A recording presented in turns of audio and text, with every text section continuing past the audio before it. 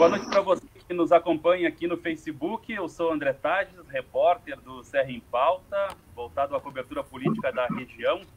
Hoje damos continuidade às entrevistas com os candidatos a prefeito de Caxias do Sul, com o objetivo de contribuir com o processo eleitoral da cidade e levando ao público informações sobre as propostas da administração municipal. Para essas entrevistas, tenho a companhia do jornalista Ariel Rossi Grifani. O entrevistado de hoje é o candidato Antônio Feldman, do Podemos, que tem como vice o colega de partido Odir Ferronato. Feldman tem 52 anos, é jornalista, ex-assessor parlamentar, também foi coordenador de comunicação e secretário da Cultura nas administrações de José Ivo Sartori de 2005 a 2012, vice-prefeito de Alceu Barbosa Velho de 2013 a 2016 e candidato a vice-prefeito em 2016 na chapa encabeçada por Edson Nespo. Durante uma hora conversaremos com o candidato e este vídeo será disponibilizado aqui na página do Serra em Pauta e também no site serraempauta.com, onde você encontra as reportagens com a apresentação dos 11 candidatos a prefeito, os planos de governo de todos os concorrentes e matérias de acompanhamento da campanha eleitoral. Boa noite, candidato. Boa noite, Tages. Boa noite, Ariel.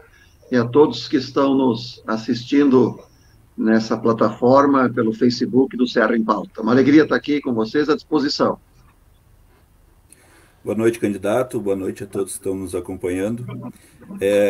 A gente vai dividir essa entrevista em dois blocos. No primeiro momento, uma análise do contexto político da candidatura e depois um tempo de 35 minutos a 40 para explorar bastante a apresentação de propostas nas mais diversas áreas que a gente possa abranger. Evidentemente não é possível abranger todas as áreas, mas vamos fazer o possível para cobrir o máximo das questões. Então, sobre o contexto político, né, candidato, o senhor já tinha o interesse, a intenção de ser o candidato a prefeito em 2016 pelo MDB, né, e acabou pelo diretório do partido, sendo votado a continuidade da coligação com o PDT, o senhor foi o vice de Edson Nespo. De lá para cá, o senhor deixou o partido, passou pelo PSD e, no último período de um ano, construiu não só a candidatura, como também o próprio partido, né? Organizou o Podemos aqui em Caxias do Sul, do qual o senhor é presidente do diretório municipal. Gostaria de oportunizar que o senhor falasse o porquê da candidatura, né? O porquê dessa consolidação desse projeto político e essa intenção de ser candidato a prefeito. Olha, em primeiro lugar, eu acho que você recuperou bem, é importante resgatar o que aconteceu há 4 anos. Eu era vice-prefeito e o prefeito da época, o prefeito Alceu, declinou da reeleição e nós entendíamos, eu e outras pessoas, inclusive na época também o Mauro Pereira, que era deputado suplente, deputado Mauro Pereira, nós entendíamos que o prefeito não indo, na época, o PMDB tinha que ter candidato próprio. Era um entendimento político nosso. Fomos no diretório, fizemos o embate dentro do diretório e perdemos, né? E aí foi colocado e foi solicitado para mim não retirar o nome, para mim ser o candidato a vice, na construção que estava sendo feita na época com o então candidato Edson Nespo como prefeito. Aí nós tivemos a campanha e eu passei a campanha toda, e isso é de conhecimento de todos, passei a campanha toda nos bairros, nas vilas, nas ruas, nas fábricas, ouvindo muita gente, e ainda hoje eu ouço isso muito, de que eu devia ter sido candidato. E aí eu explicava para as pessoas que não é uma questão de desejo apenas pessoal, é toda uma conjuntura, e para eu ser candidato preciso que o partido aprove a candidatura. Mas eu ouvi muito na eleição de 2016, né, as pessoas dizendo, tu que tinha que ser o candidato a prefeito, tu que tinha que ser o candidato a prefeito. Então, de lá para cá, eu tive isso muito presente em mim, e eu achava que eu tinha que construir, de qualquer maneira, uma possibilidade de ser candidato a prefeito, porque uma candidatura que não era apenas um capricho, um deleite meu, mas que sim vinha de posicionamento das ruas, como eu disse, dos bairros, das fábricas, principalmente. Tem situações que eu falava, por exemplo, um trabalhador lá, os trabalhadores saíam e diziam, ó, Toninho, tu que devia ser o candidato a prefeito, essa dobradinha devia ser inversa. E eu explicava, na época não foi possível.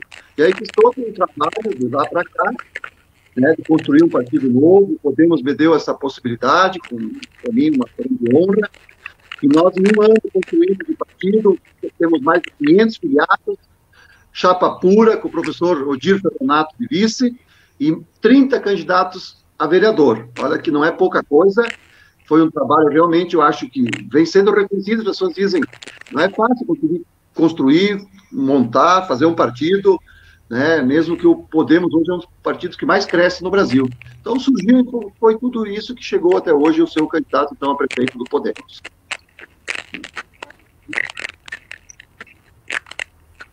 Tages está conosco? Talvez um problema de sinal. A gente teve um problema técnico antes de iniciar com o computador. O André Tages teve que acessar pelo celular.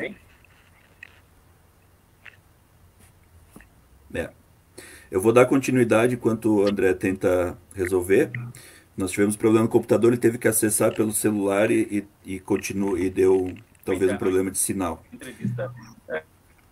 Candidato, o senhor, na última eleição, acabou... André, não está sendo possível, não está sendo possível escutar, está cortando bastante. Eu vou dar continuidade, então, enquanto o André tenta acessar.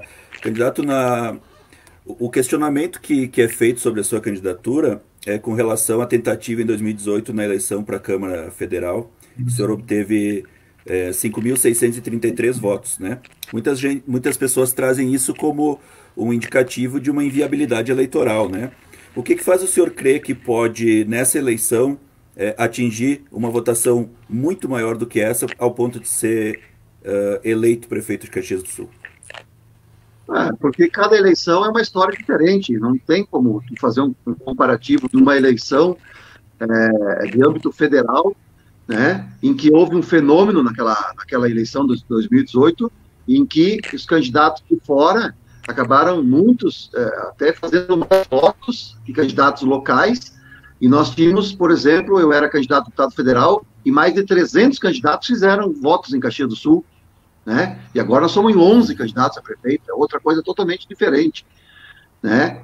E então não tem como se comparar. Há muitos casos, Brasil afora, de candidatos que numa primeira eleição foram até e fizeram votação muito baixa, muito pequena, e que depois, em outros momentos, surpreenderam, entendeu?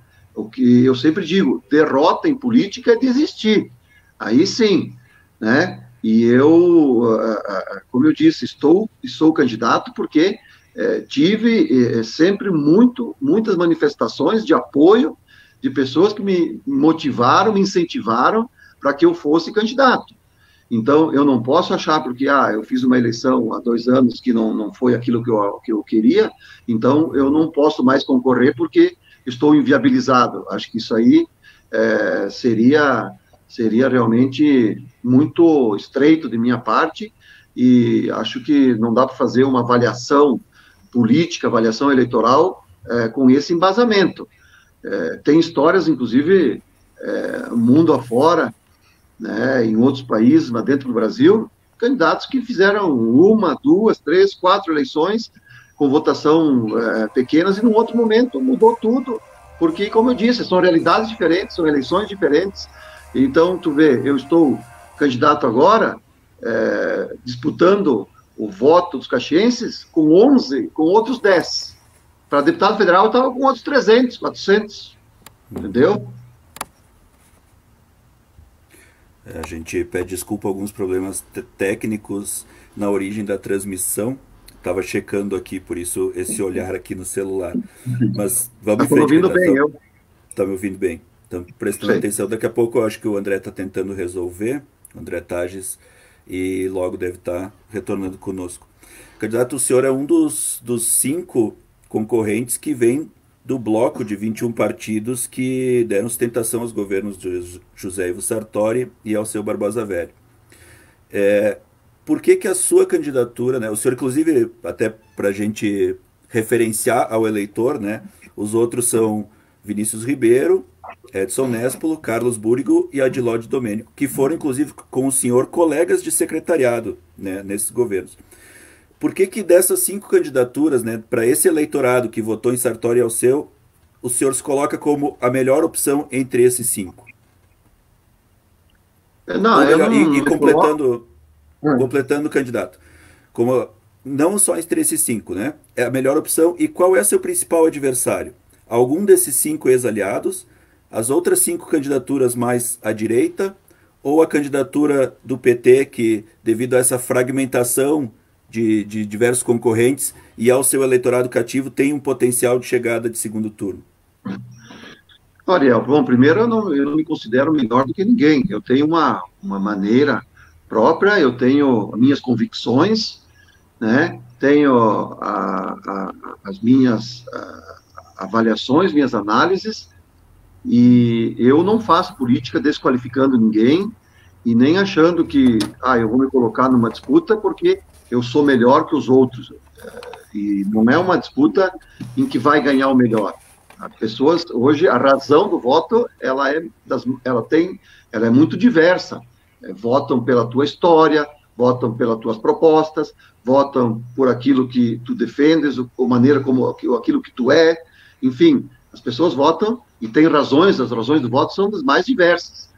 E eu considero que eu procurei sempre, onde eu estive, buscar dar o melhor de mim e ser sempre um agente e alguém que cooperasse e ajudasse, mesmo em situações, às vezes, adversas, em que eu não concordasse. Dentro do governo, como eu disse, eu fui assessor, fui secretário, fui vice-prefeito, fui prefeito em exercício em algumas vezes, mas nem por isso a gente tem a mesma maneira de entender uma administração. Vou dar um exemplo que você fala, então, na questão dos blocos que que pertenci. Os partidos todos que fizeram parte do bloco dos governos Sartori e Alceu votaram a favor do impeachment do Guerra. Eu fui contra. Eu me posicionei contra, o meu partido foi contra, e nós proibimos qualquer integrante do Podemos fazer parte do governo do prefeito Cassina. Mesmo que, Ariel, eu, como vice-prefeito, tenha sido vítima de um pedido de impeachment assinado pelo PT, pela bancada do PT na Câmara de Vereadores, e pelo vereador na época, Daniel Guerra. Se eu me movesse por política, por ódio, né, ou por ressentimentos, eu seria o primeiro que estava lá com a bandeira defendendo o impeachment do prefeito Guerra. Eu fui contra, e com convicção, e até porque eu ouvi depois também, eu tive balizamento, por exemplo, de algumas pessoas. Eu tive, e posso aqui falar, não vejo problema, porque nunca me pediu segredo, mas eu tive, por exemplo, no aniversário do senador Pedro Simon, lá em Rainha do Mar, e conversando, ele mesmo dizia: Toninho, mas lá em Caxias, lá não tinha motivo para aquele impeachment, né? Então a gente tem que respeitar a vontade popular. Eu acho que o voto é sagrado e não pode, dentro aqueles argumentos que tinha no impeachment, mesmo que o governo eu não aprovava, não é defesa do governo, realmente um governo que eu achava que se perdeu, um governo que as pessoas, inclusive, se viam nas pesquisas que não concordavam, que estava um governo ruim, mas não é motivo para retirar um prefeito. Então, assim, tu vê, dentro dos governos que eu fiz parte, eu saí do partido, saí do PMDB, né, sem atacar ninguém. Eu nunca fiz um ataque, porque seria também, acho que de minha parte seria um cinismo eu estar atacando, desqualificando, falando mal, onde eu estive até ontem, que para mim que serviu, porque eu fiz a batalha, fiz a luta interna nos governos, principalmente do governo quando eu fui vice-prefeito, né? E o próprio Alceu sabe, as pessoas sabem, eu tinha muitas divergências, fui contra muita coisa, tentei fazer internamente, mas eu não criei polêmica e para não enfraquecer o governo e não prejudicar a cidade, porque as minhas divergências, eu tinha entendimento, eram muito menores do que o interesse maior da cidade, e o vice tem que saber o seu quadrado, qual é o seu limite, e muitas vezes, e posso dar exemplos, por exemplo, eu fui secretário da Cultura no governo Sartori, quando nós conquistamos o título de capital brasileira da cultura, projetamos Caxias nível nacional, e aí teve decisões, por exemplo, de retirar a Feira do Livro da praça, e eu era o vice-prefeito, que tinha sido o secretário da Cultura, e não fui ouvido, não ouviram, me chamaram, o que tu acha, qual é a tua posição? Mesma coisa os desfiles da Festa da Uva, eu entendia que tinha que ficar na Sinimbu, tiraram, e a minha voz não foi levada em conta, entendeu? Então, a gente tem muitas divergências, né? Agora, tenho respeito, porque eu fui vice, eu não tinha caneta, não tinha poder de decisão, quem decidia, nós vivemos num país que é presidencialista, é o chefe do executivo que toma as decisões, e eu sempre procurei cooperar e colaborar. Então, assim, adversário, a minha avaliação, análise política, até porque eu fiz muito na minha vida, como jornalista, como editor de política, como colunista, eu acredito que a eleição em Caxias, ela está em aberto, e não será surpresa se a disputa de segundo turno pode dar com dois candidatos que às vezes não estão nem sendo muito comentados, não estão sendo falados, que a eleição está em aberto, não tem candidato que eu acho que está despontando, tem uma coisa assim, em primeiro lugar, despontando, que não é um candidato, que é o desinteresse das pessoas em votar. Esse sim está em primeiro lugar. Infelizmente, né? É verdade. Tem quase um mês para a eleição, ainda muita água vai rolar até lá, né? Vamos checar se o André está com... Eu cheguei a ver pesquisa, assim, interna de partido, na estimulada, mais de 40% de indeciso. Está faltando um mês para a eleição, imagina, e na espontânea, então, é 70% de pessoas que não decidiram ainda o seu prefeito, o seu candidato. Então, até a eleição, tudo pode mudar. Nós tínhamos pesquisa na última, Ariel e Taj, na última eleição, nós tínhamos pesquisa na quinta-feira, a eleição era domingo. Na quinta-feira, dava Nespolo e Pepe no segundo turno. E o Guerra virou nos últimos 2 dias. Então, até o dia da eleição, né, tudo pode acontecer e não tem, eu acho, favoritismo. É uma eleição atípica, sem favoritos, e que todos os 11, eu acredito, têm chance e possibilidades de ir para o segundo turno. É a magia da política, né? Vamos ver se o áudio do Tages retornou no computador, André. Eu não escuto. Candidato, escuta o André? Não. Só vejo a imagem, mas não escuto. Tá sem áudio, André. Eu vou dar continuidade aqui, então. Teve esse problema de microfone. Antes, até para pessoas que estão nos acompanhando, o André Tages entrou pelo celular e agora no computador ficou sem áudio. Vamos dar continuidade porque o Facebook nos dá 1 hora para esse trabalho. Candidato, o senhor falou agora da sua relação com os governos anteriores, né? E só para uma chegada de segundo turno, como o senhor mencionou, de 2 candidaturas que vão chegar, né? Teremos segundo turno em Caxias. É natural que hajam as composições. Como é que o senhor fica nesse sentido em relação até a esses antigos aliados, né? O senhor procuraria o apoio deles ou aceitaria ser procurado no caso de um deles ir para o segundo turno? Como é que ficou essa relação? E sendo bem direto, exatamente até do ponto de vista pessoal, o senhor foi 8 anos assessor parlamentar do governador Sartori e depois secretário. Ficou mágoa dessa relação? Como principal líder político e em virtude da sua saída do partido? Não, Ariel, mágoas não. Tem divergências, e eu acho que elas são, assim, tranquilamente foram colocadas ao longo do tempo. Inclusive, o Sartori é uma pessoa que gosta muito de quem conteste ele, mas com argumento, e não alguém que seja o concordino e que às vezes concorda com tudo e não faz um bom debate. Acho que, e isso eu tive muitas vezes, e até o Sartori dizia que eu era muito cabeça dura, teimoso, porque eu tinha as minhas convicções e defendia os argumentos das minhas defesas, mas também não tinha problema, às vezes, de voltar atrás e reconhecer o erro.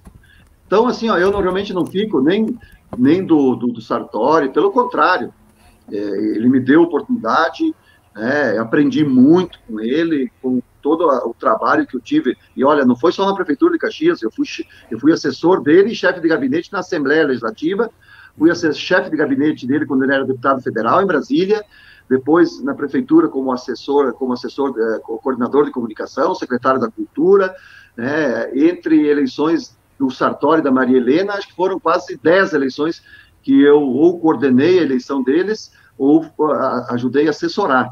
Então, aprendi muito, tenho certeza que ele reconhece também tudo que eu ajudei ele, porque sempre é uma mão de duas vias, eu estava trabalhando com ele e, por exemplo, muitos dos discursos dele no parlamento, na Câmara dos Deputados, eu que fazia, lá na prefeitura, eu que escrevia muita coisa, então cooperava também e ajudava. Então não ficou nem do Alceu, o Alceu foi prefeito, eu fui vice, procurei respeitar, como eu disse, a minha função de vice, né, que é muito limitada, que não adianta querer o vice querer fazer ou extrapolar das suas funções, então não fica mágoa nenhuma, não. E na questão, por exemplo, de apoio, eu disse já, eu quero fazer um governo de unidade e um governo em que busque diálogo com todos os setores, inclusive com a oposição. Então não teria problema nenhum, não, de conversar com todos. Tá? Agora, tem que ver quais são as bases do diálogo dessa conversa. Aí que mora a questão que eu quero colocar. Tem que fazer um diálogo em cima de apoio, em cima dos projetos e dos desafios para governar Caxias. E não o que eu posso ganhar, quem eu posso botar no governo. Claro que tu vai compor um governo com pessoas das mais diferentes matizes. Pode compor um governo com pessoas que não são da área política, partidária, alguns que são. Eu não tenho preconceito com nenhum dos dois lados. Eu não sou daqueles que acham assim, vou desqualificar partido ou vou dizer que vou fazer um governo totalmente técnico. Tenho que fazer um governo com as melhores pessoas que estejam comprometidas e por incrível que pareça, até não deveria nem ter isso, ser colocado, mas pessoas, secretários e equipe que tenha sensibilidade social e que gostem de pessoas, de gente, de conviver com pessoas. Tá? Porque um governo tem que ter relacionamento com a sociedade, tem que estar lá por amor, gostar do que faz, entender e ser especialista e ser bom naquilo que lhe está sendo colocado. E aí, tu não tem que ter um preconceito. Daqui um pouco, o perfil dessa pessoa é quem está dentro de um partido filiado. Ou tem um outro, daqui a um pouco vai ser também um outro que vai ser alguém que não está dentro de nenhum partido, nunca teve filiação e não gosta de partido, vai estar também. Nós temos que construir a unidade respeitando a diversidade e as diferenças. Assim que se compõe e se faz governo, no meu entendimento. Certo.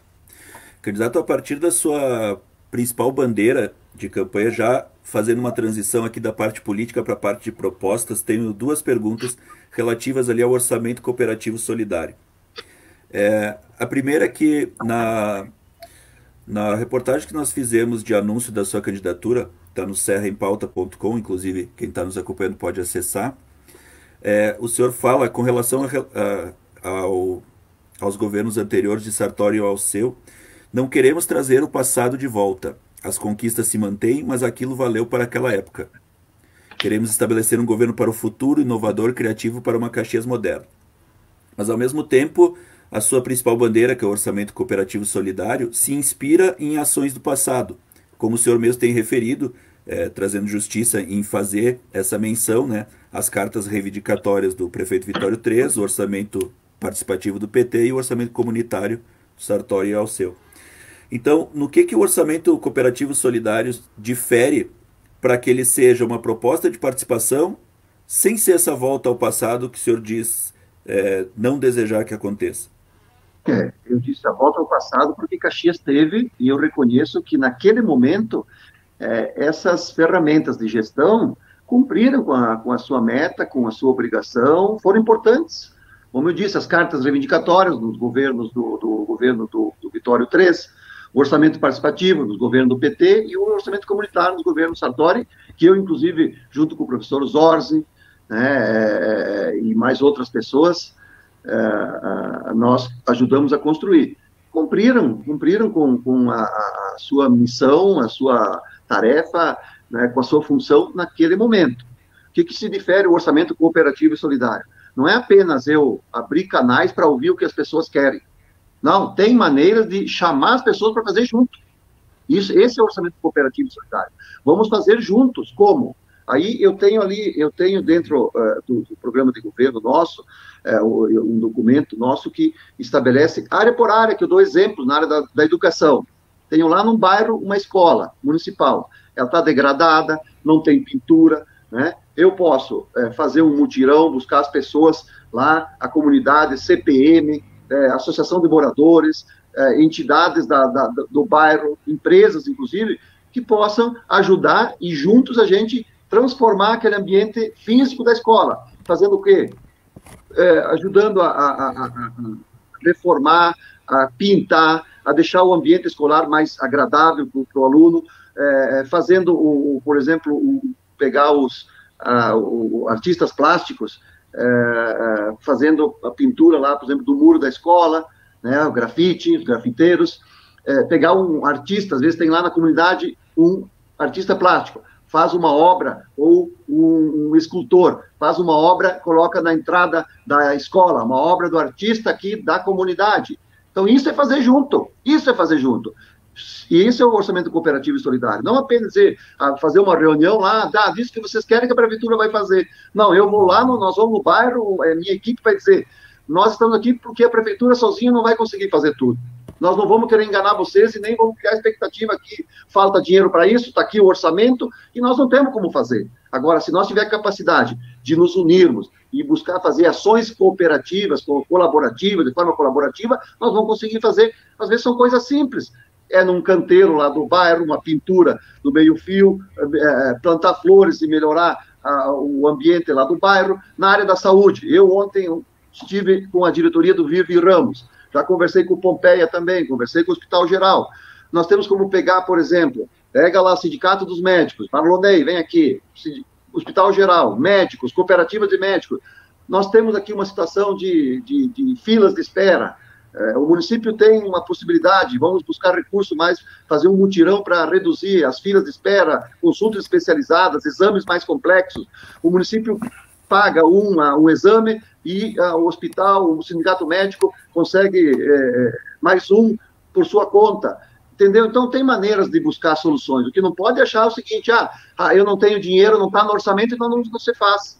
Até hoje tem sido praticamente assim, né? Então não se faz, não está no orçamento, tem que estar no orçamento. Tudo bem, só que tem questões que independem do orçamento, precisa às vezes de criatividade e de capacidade de articulação e de aglutinar a sociedade em torno de tarefas e atividades que podem ser feitas e que vai melhorar muito o dia a dia, melhorar as situações das comunidades, dos bairros principalmente, né, e que independe de recursos, ou depende de uma parte que o município pode entrar e outra, a comunidade se articula, se organiza, se movimenta e consegue fazer e torna o ambiente melhor. Essa é a função também da prefeitura e esse é o orçamento. Que eu saiba, nunca teve um. Por isso que eu digo, pensar para frente, porque isso aqui é uma ferramenta que nós elaboramos, construímos, que a gente vê que é uma ferramenta moderna e inovadora de gestão pública. Certo. Nós estamos nos aproximando da metade do tempo da transmissão, lembrando que isso é regulado pela plataforma, pelo Facebook. Nós temos 1 hora de transmissão e também é o tempo que será igualitário a todos os candidatos. Então, candidato Feldman, a gente separou 10 temas, 10 áreas para falarmos de temas de propostas de governo mesmo, a partir dessa segunda metade. Então, até faço referência para que o senhor talvez possa responder com alguma celeridade as questões para a gente abranger o máximo possível de temas, né? Nossa intenção é levar para as pessoas, para o eleitorado, para a comunidade caxiense, informação, né, para contribuir com o processo democrático com base em propostas, né? Vamos começar então, candidato, pela questão da gestão pública, né? O senhor fala do orçamento cooperativo solidário, isso está diretamente ligado a uma estrutura de gestão, a uma proposta de gestão, né? A última administração, que o senhor fez parte como vice-prefeito, não tendo a caneta, né, como o senhor mesmo referiu, ela foi bastante criticada pela acomodação dos CCs, dos cargos comissionados. Foi um discurso que o então candidato Daniel Guerra usou com bastante ênfase e pegou junto ao eleitorado, né? Como é que o senhor pretende tratar a questão da estrutura administrativa? Até porque, chegando à prefeitura, pode ser possível haver uma combinação de alianças, né, que tenha que se acomodar na estrutura de governo, né? E se o senhor pretende fazer mudanças com relação à estrutura de secretarias, enxugar a máquina, né, do ponto de vista da gestão político-administrativa, quais são as suas propostas? Olha, eu primeiro quero dizer que eu estive lá 12 anos dentro da administração, como secretário municipal e depois vice-prefeito, e sei e sou testemunha do nível de qualificação que nós temos do nosso servidor público municipal de Caxias do Sul, da Prefeitura de Caxias. Nós temos muitas cabeças qualificadas, pessoas que realmente são, assim, top e que, às vezes, até são pouco utilizados. Eu acho que não tem como fugir de ter uma máquina pública realmente, assim, muito... que se cuide muito a questão de não de inchar a máquina pública. Realmente, a questão dos CCs era um outro momento, nós tínhamos, e não é só em Caxias, isso era, no Brasil inteiro, era aquela questão dos governos de coalizão, que se fazia grandes alianças, né? E claro que os partidos, eles queriam participar da administração. E como tu participa de uma administração? Fazendo parte, estando dentro da administração. Se não for por concurso público, que é o servidor, tem o cargo de confiança, o CC. Mas eu já defendi da outra vez. O CC, o cargo de confiança, ele tem que ser alguém realmente comprometido com o governo e alguém que trabalhe e conheça a área onde vai trabalhar. Eu, inclusive, na última eleição, como candidato a vice, defendi, junto com o candidato Néstor na época, que o CC passasse por prova escrita, né, para poder auferir e ver se ele passava nessas provas ou tinha conhecimento, né, do que é uma máquina pública e se ele tinha capacidade de ter desempenhar bem a sua função. Agora, claro, outros tempos, realmente tem que ter um quadro de CCs, inclusive bem abaixo do que havia nas outras vezes. Eu acho que isso é uma questão, para mim, muito, muito tranquila, né? Tem, como eu disse, muitos servidores públicos qualificados que precisam de reconhecimento e também estar sendo chamado para postos de gerenciamento, de direção, né, de assessoramento e de direção, tá? E é possível, sim, buscar também na sociedade, tá? Profissionais que se integrem no serviço público, que vêm com aquela formação de iniciativa privada, também para oferecer os seus préstimos, os seus conhecimentos. Não dá para fazer uma administração nesse sentido. E, assim, buscar investir muito, numa escola de gestão pública, é uma coisa que eu defendo, em formação, escola de gestão pública para formação, e buscar investir em tecnologia e inovação dos processos para facilitar e melhorar os fluxos e o processo para cada vez mais ter um serviço de qualidade. A gente separou, candidato, nós separamos do seu plano de governo esse item da Escola de Gestão Pública e também o Home Office para servidores públicos. O senhor pode nos especificar como funcionaria essa escola de gestão e como o senhor pensa esse trabalho de home office para os servidores? A Escola de Gestão Pública é ter um processo de formação continuada do servidor público, né? Processo de formação continuada. Inclusive, hoje isso, nas empresas se usa o ISO 9000, 9001, 9002, 9004, ISO e plataformas, né, de permanente que os servidores, que os trabalhadores têm na iniciativa privada, né, de formação, fazem cursos, se especializam. Então, essa escola de gestão pública seria, inclusive, servidores que estão dentro da administração, que podem ser professores, para quem está entrando, concurso público, e tem sempre servidores novos que estão entrando, e tem os servidores mais que estão há mais tempo, que também podem ser, sim, são belos professores dentro dessa escola de gestão pública. Parcerias com Fundação Getúlio Vargas, com outras instituições que trabalhem e que têm, por exemplo, cursos de gestão pública, né? E que a gente possa fazer. Universidade de Caxias do Sul.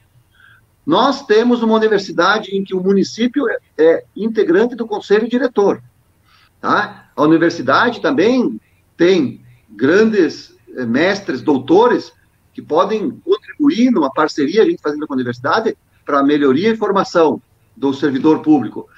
As próprias empresas de Caxias têm grandes quadros que também podem ser utilizados e chamados para palestras, para cursos, né, de formação, principalmente na questão de processo. Eu dou um exemplo. Eu tenho uma sobrinha que ela trabalha no setor de custos da Randon. Tchê, tu trabalhar e ter uma equipe profissional num departamento de custos, não é só uma questão que tem que ser de uma empresa da anistia privada. A prefeitura também, para evitar desperdício, é um dos setores mais estratégicos dentro de qualquer corporação, seja público ou privada. Ter o controle dos custos, né? Então, vamos implantar nessa escola de gestão um curso de como se trabalha a questão e se fiscaliza e se trabalha os custos dentro da administração pública, tá? Isso é a questão da gestão pública da escola.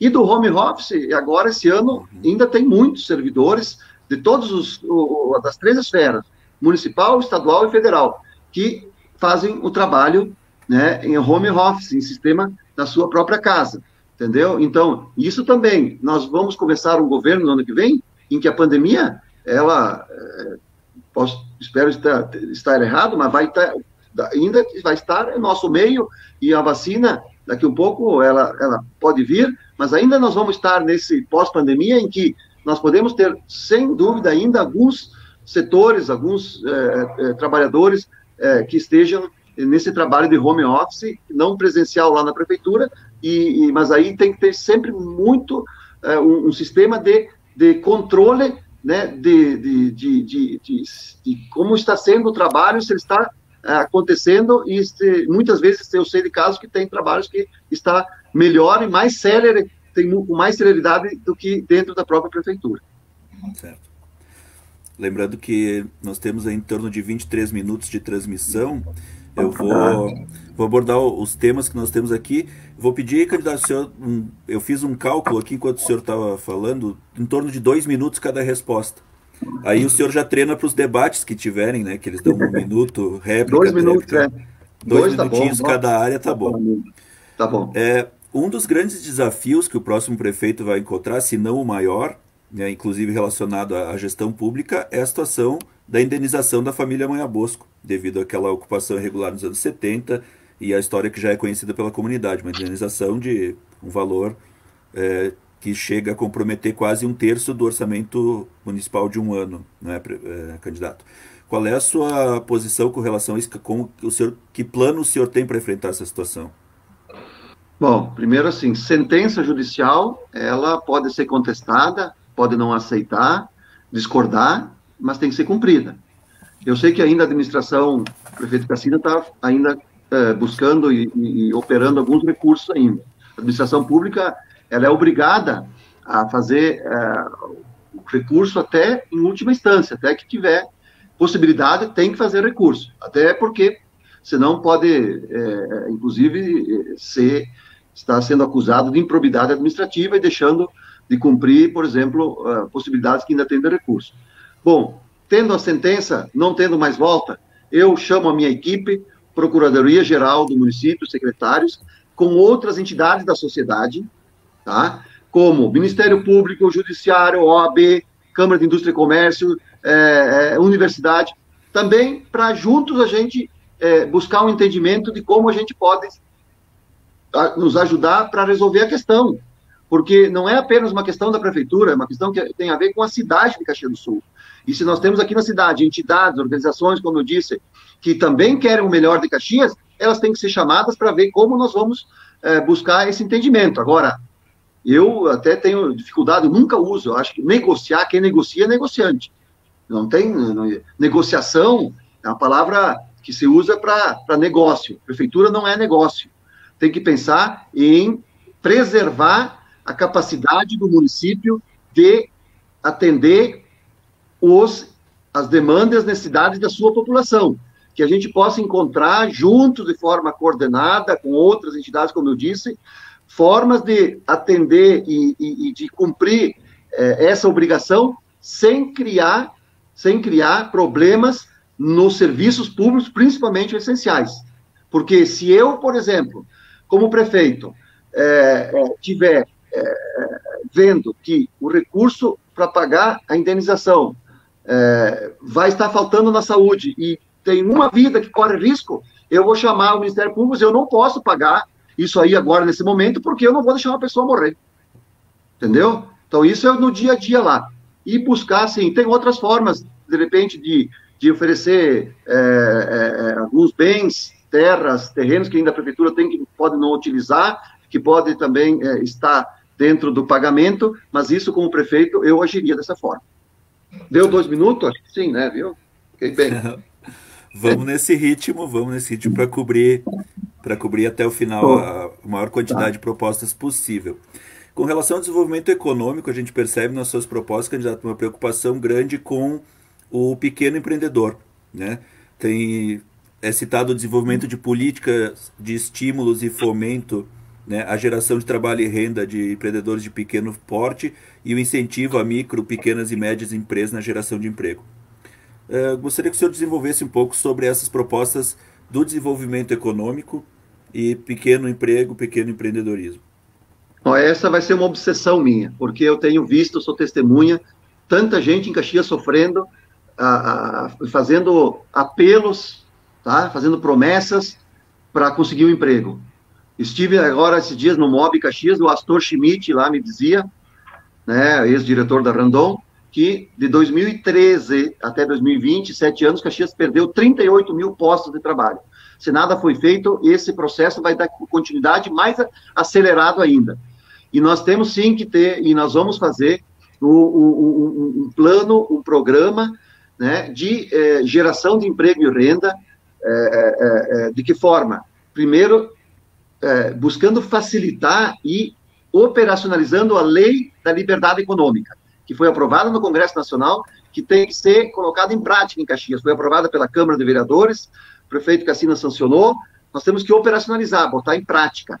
Quando entra um processo na prefeitura que gere, nem que seja uma vaga de emprego, primeiro de tudo tem que botar um tapete vermelho para aquela pessoa que está gerando emprego, que é um grande herói, tá? E depois a prefeitura tem que ser parceira dele, não dizer assim, ó, tá aqui a lista que tu tem e me traz. Não, nós vamos te ajudar, tem que estar processos simplificados, buscar agilização online, que a pessoa tenha documentos ali online sem precisar estar correndo de um lado para o outro. E a gente sabe que quem gera emprego, de fato, o grosso do emprego é pequeno, né, o pequeno empreendimento, tanto na área de saúde, do comércio, do serviço, da indústria, do agronegócio, agroindústrias, o interior também, o turismo como fonte de geração de emprego e renda, e na área de inovação e tecnologia, nós temos o TecnoUX e o Trinopolo. Hoje a gente sabe que tem muito desemprego que é o estrutural, que é aquele que, em função da modernidade, ele está deixando de existir, o emprego estrutural. Inovação e tecnologia, nós buscarmos ser uma cidade que atraia empresas desses segmentos de forma articulada junto com o TecnoUX e com o Trinopolo, porque aí sim tem capacidade de gerar muito emprego nesse segmento. Certo. Vamos abordar os temas clássicos da administração pública: saúde, segurança e educação. Na saúde, o senhor coloca a proposta de transformar a UBS do Esplanada e a UPA Zona Sul e a UBS do Desvio Risso, transformar a UBS do Esplanada em UPA Zona Sul e a UBS do Desvio Risso em UPA Zona Norte. E outra proposta que tem um destaque é criar as condições para a implantação do pronto atendimento de urgência 24 horas nas 4 zonas geográficas do município. Como é que o senhor pensa em operacionalizar essas duas proposições?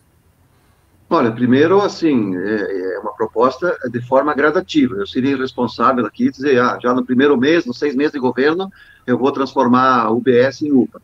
Mas nós temos a UPA da Zona Norte, né? Pega toda a região norte, Santa Fé, Belo Horizonte, Canyon, Vila IP, Centenário, toda aquela região.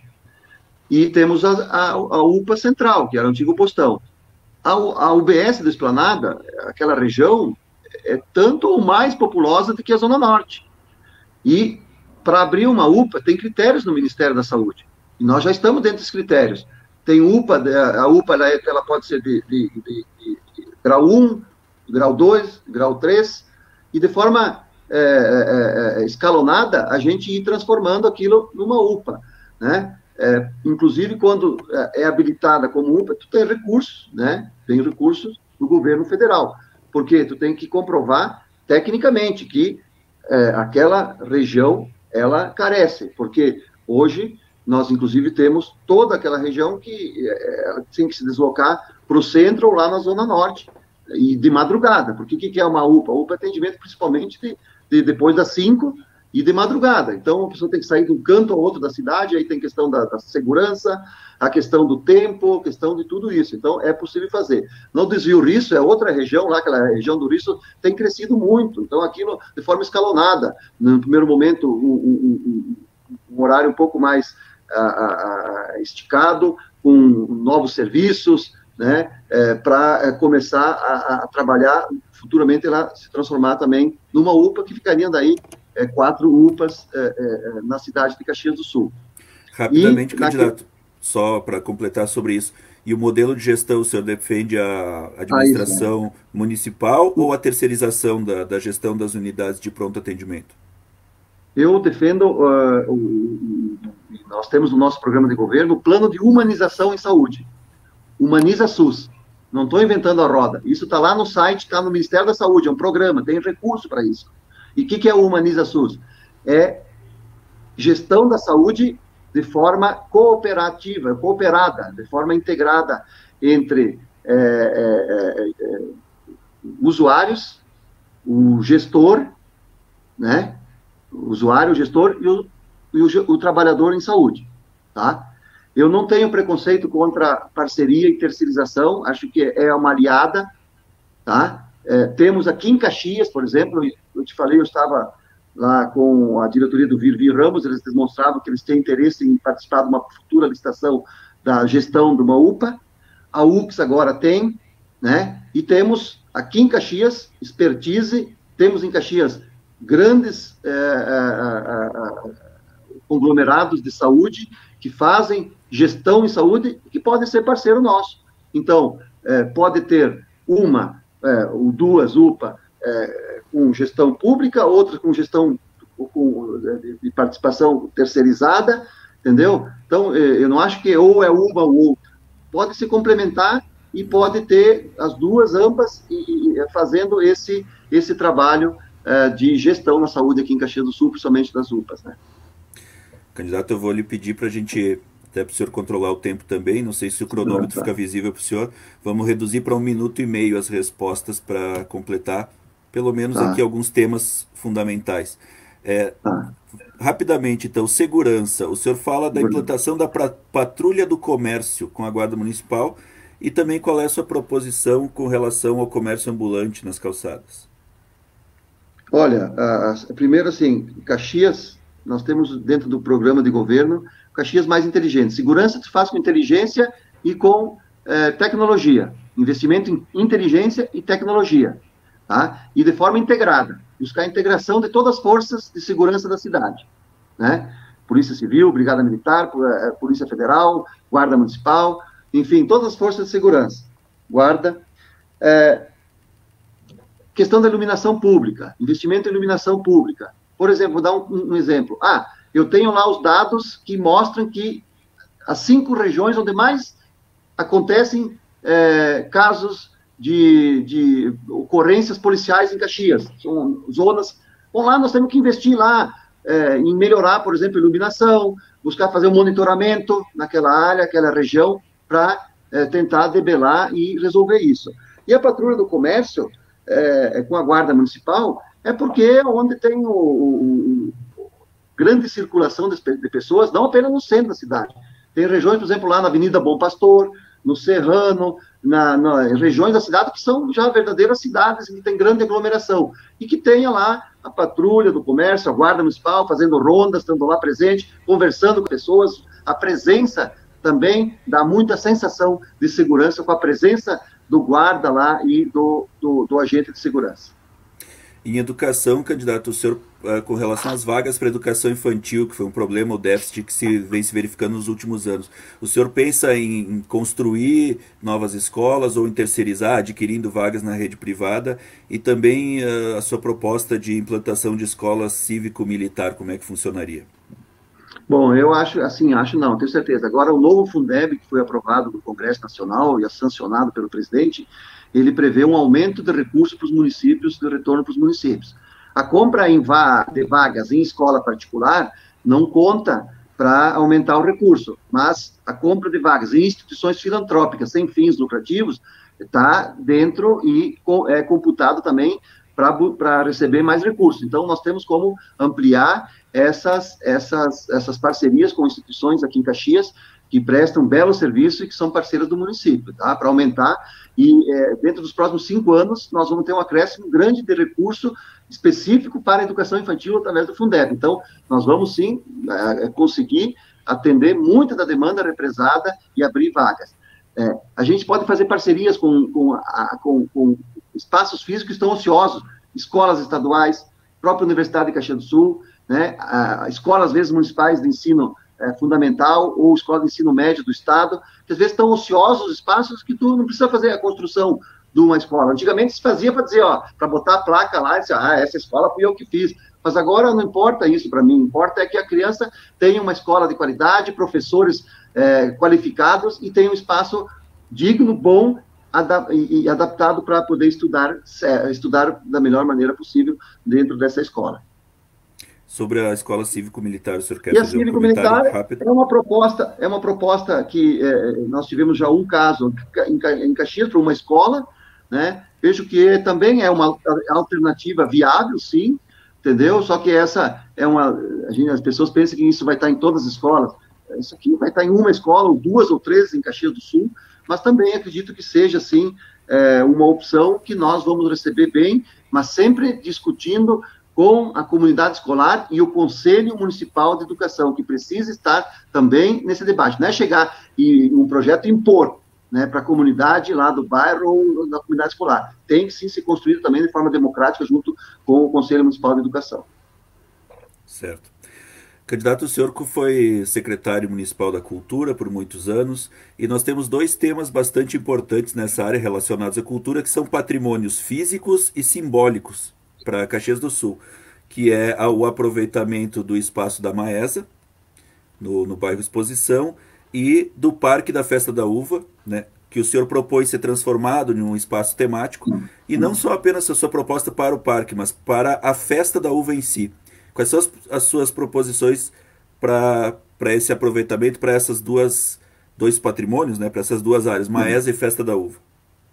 Maesa, é claro, tem que ser um espaço público que vai estar à disposição para uso da comunidade de Caxias do Sul, para uso público, né? Já tem um trabalho sendo realizado, tem uma comissão que vem fazendo esse trabalho, tem lá umas discussões, algumas coisas já são consenso, como o mercado público, né, que seja um espaço de convivência artístico, cultural, comunitário. Acho que lá dentro pode ter uma série de serviços culturais, entendeu? O artesanato, nós temos em Caxias, as pessoas vêm aqui e dizem, onde é que eu compro uma lembrancinha de Caxias?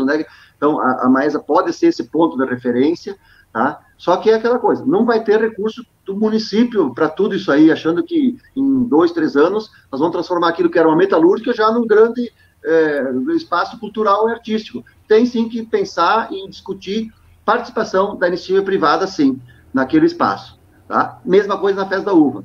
A Festa da Uva é um parque que está obsoleto e que vive só de memória do passado, como foi. Agora, o futuro é outra coisa, as coisas mudam muito rápido, e precisa ser, sim, transformado num grande parque temático, referência que atraia turistas, tá? E que tenha atividades, ações o ano todo, shows, espetáculos, atrativos dentro da Festa da Uva, tá? Que possa ser atrativo para que os turistas que vêm para Bento, Gramado, tem em Caxias, onde é que vão lá? Tem em Caxias a Mesa, eu tenho a Festa da Uva lá, que é um grande parque temático, né, que possa contar a saga da imigração italiana, que tenha lá dentro um restaurante ítalo gaúcho, italiano gaúcho, com shows, com apresentações, com dança, invernadas, enfim, com atrativo o ano todo para poder ser viável e ser um espaço também de geração de emprego e renda, que certamente é o turismo e seria também transformando isso num parque temático.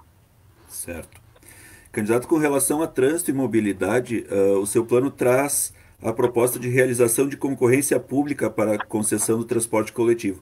O senhor pensa em mudar o modelo de concessão hoje relacionado à Visat? E outra proposta é o estudo de implantação de um VLT, né, um veículo leve sobre trilhos, de Forqueta até a Universidade de Caxias do Sul. O senhor pode explicar como seria esse projeto? Eu acho que, quando te falei lá que eu fui contra o impeachment, infelizmente criou uma situação em que está se debatendo a renovação e a licitação do transporte coletivo num período eleitoral. Não é que não poderia acontecer, mas ele já fica comprometido. Né, fica comprometido. E nós vamos fazer uma licitação do transporte coletivo enquanto a cidade não tem ainda e não fez o seu tema de casa, que é o Plano Municipal de Mobilidade Urbana. Porque não é apenas o transporte coletivo isolado, é mobilidade urbana. E o transporte coletivo urbano, a Visat, a empresa que faz parte como um ator. Né? Agora, está em andamento aí, teve audiência pública, está se ouvindo a comunidade, menos mal, que bom que está se ouvindo, dando oportunidade, só que a própria pandemia também limitou muito isso, infelizmente, né? Eu gostaria e quero que se discuta e se faça o Plano Municipal de Mobilidade e que se tenha um transporte de qualidade. Se esse transporte de qualidade for com uma empresa, tá bem, se não for com uma, tem que ser com duas, se comprovar que é com duas só que você faz, então tem que ter duas empresas, mas primeiro de tudo é compromisso com o transporte de qualidade e buscar, sim, alternativas, né, de baratear o preço da passagem, né, porque isso tenho certeza que interessa a própria Visat, porque a gente sabe, e os números, a própria empresa tem feito e divulgado recentemente sempre, quantos usuários que a empresa vem perdendo ano a ano, em função de que, eu vou dar um exemplo, aqui em casa eu tenho minha esposa e uma filha de 19 anos, 3 pagam passagem. Se eu vou para o centro de ônibus com os 3, dá quase R$15. Se eu vou de Uber, dá R$6, R$7. Então, é uma nova realidade. Então, isso tem que botar na mesa. Isso não tem mais condições. Aí a empresa não vai ter mais condições. E o VLT, eu fui coordenador do projeto Trem Regional da Serra Gaúcha, e eu ouvi esses dias uma entrevista de um diretor da Marco Polo. Nos próximos 5 anos, 30% da frota de ônibus no Brasil vai ser ônibus elétrico. E o que é um VLT? É um veículo leve sobre trilhos, elétrico. Tem condições de começar os estudos de viabilidade, projeto, buscar recursos, e nós termos um VLT na entrada de Caxias, Forqueta, passando, costeando a RS 122, para chegar até a Universidade de Caxias do Sul. Candidato, para a última questão, penúltima questão, depois nós vamos fechar com a última, mas não quero deixar fora o meio ambiente, vou pedir para o senhor ser bastante rápido para isso. A implantação do programa de Caxias 100% energia renovável e uma proposta diferente, que é a implantação do SAMU animal. Se o senhor puder, em 40, 50 segundos, nos explicar essas ideias. SAMU animal, até com banco de rações. Né? A gente tem o banco de alimentos, que é alimento para o ser humano. Então, tem um banco de alimentos animal, que é um banco de rações. Como é que é esse banco de alimentos? Ele é feito com recursos até nacionais, doações, e da mesma maneira para o banco de rações animal é possível. Outra questão do SAMU animal. SAMU tem animal? A ver com isso? Isso e aí. O programa o Sistema Municipal de Proteção Animal, que é ter um sistema de atendimento e atenção aos animais, né, com um sistema municipal. E a questão da energia renovável, 100% de energia renovável. Olha, nós hoje tem, inclusive, lei no Rio Grande do Sul, né, que a energia solar tem benefícios para quem utiliza a energia solar. Então, nós temos que buscar, começando nos próprios do município, né, a instalação de placas voltaicas da energia solar para os novos empreendimentos, tá? A partir de agora, com os novos empreendimentos, mesma coisa da água da chuva, para retenção, né? Isso também entra dentro de uma Caxias sustentável, porque isso é a nova onda e isso todas as cidades do mundo já estão avançadas e nós estamos ainda atrasados nesse sentido. É buscar que a gente tenha um programa e um plano também nesse sentido para valorizar e incentivar quem queira se utilizar dessas energias renováveis para uma Caxias mais sustentável. Candidato, para a gente fechar, vou pedir que o senhor, em 40 segundos, deixe um recado para a comunidade caxiense, respondendo à pergunta: por que eu quero ser prefeito? Quero ser prefeito porque eu sempre me coloquei como uma pessoa que gosta de ajudar os outros, principalmente as pessoas que mais precisam. Minha vida sempre foi muito forjada no dia a dia de estar com pessoas que venceram na vida pelo trabalho, e pela superação.